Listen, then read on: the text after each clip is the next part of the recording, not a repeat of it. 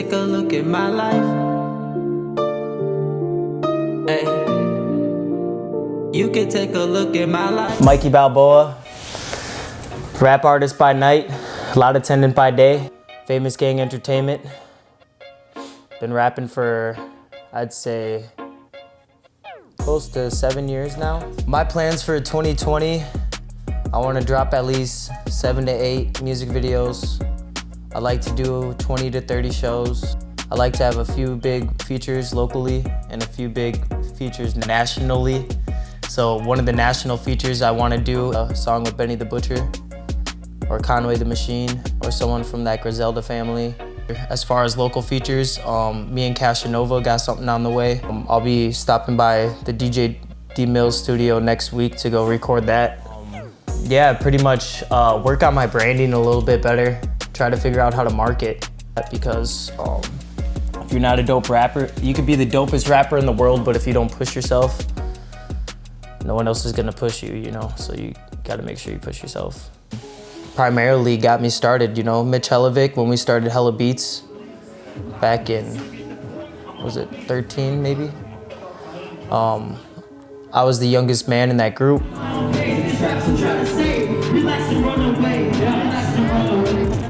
I was brand new to it, never recorded a song in my life. And all these guys like Chris Mann and stuff like that, who wasn't part of Hella Beats, but was a great part of teaching me what I needed to know to further myself. Never stop trying no matter what.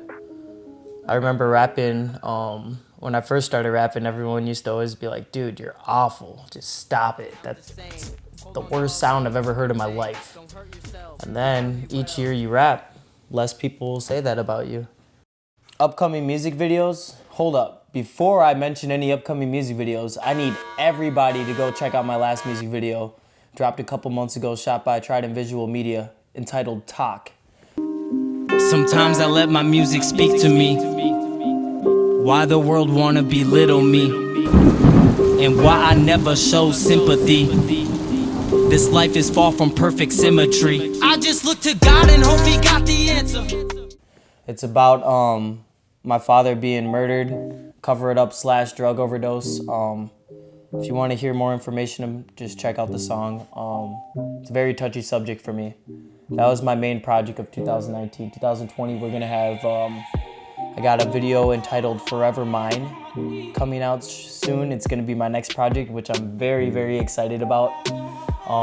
It basically touches down to when Lord Jamar came at Eminem and was like, white people shouldn't rap, it's stealing culture, blah, blah, blah. It's pretty much my response to that. So you'll get to hear what my take on that is whenever someone approaches me and says, I'm stealing culture as a Caucasian rapper. So it's a very interesting topic, and you get to hear my defense for anyone who ever tries to come at me. Either that or we could rap battle. I mean, whichever way you want to bite the bullet. Are you guys fucking serious? I don't really believe this. Is this a fucking white dude? Take your hat off, boy. You look just like Slim Jesus. Let me guess. Your name is fucking Bob, and you probably still live with your mom, and judging by my tie, you probably do not have a job. Look, and you ain't rocking the fucking Braves hat? Boy, we in Minneapolis. Know where your fucking place at. Know your surroundings. How the fuck do you even think you could even come on stage and clown me? I'm way too fresh, dog. I'm something real icy. Look, and I hate to tell you, but your older sister likes me. And then you do a show. I did a show last night. Every single person in the crowd had their cell phone out, bum rushed me after stage, give me dap, high five, everything, said, oh my God, you're the sickest person I've ever seen ever on stage. And that's what I do it for, honestly. That feeling that you get when people are vibing with you while you're on stage performing and their full center of attention is on you. There's no better feeling than that.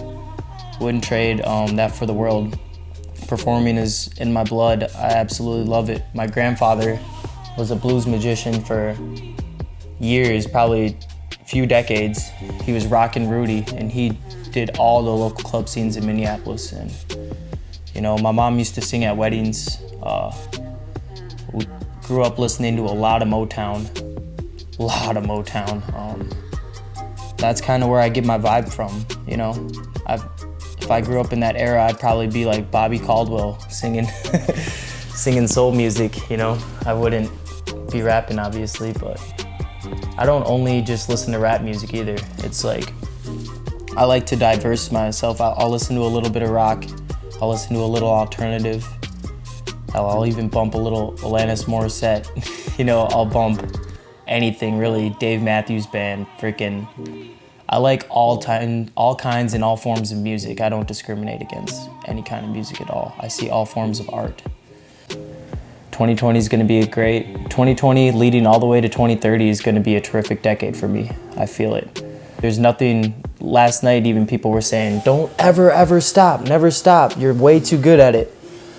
When you're good at something and you've put your 10,000 hours in, you know, I'm almost there. I might be at 8,000 hours right now. I'm like 2,000 hours away from having my 10,000 hours. And they always say the 10,000 hour rule is, if you put 10,000 hours into anything you do in life, you become a master of it.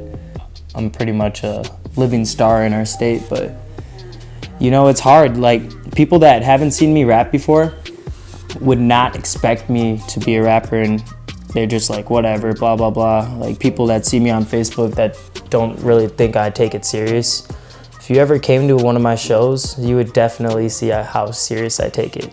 And if you've ever seen me get down in a rap battle, interview, freestyle, in the studio, live performance, you would see, if you honestly seen how I got down and took the time to actually listen to my music, you would see how serious I am and see how different my style is from everybody else's.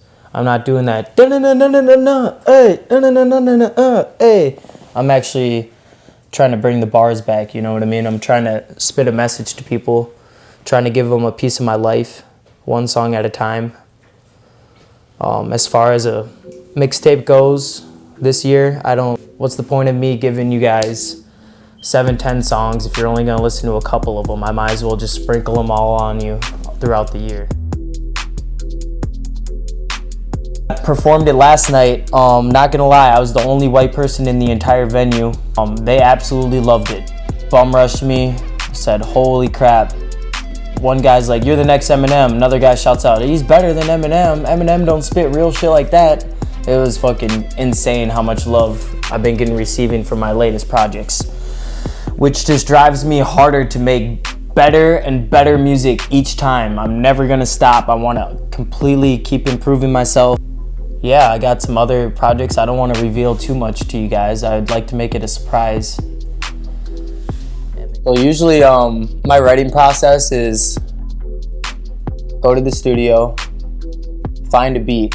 If I don't, I'm over the 2020, over the whole YouTube beat thing. There's plenty of great producers in my state who I'd love to network with and work with. I mean, it just makes more sense as a Minnesota artist just to work with people in our state as Minnesota. So any Minnesota producers who need someone to hop on their stuff, gladly pay for your time, gladly pay for the beats. Inbox me them those beats at mikeybalboa.ma@gmail.com.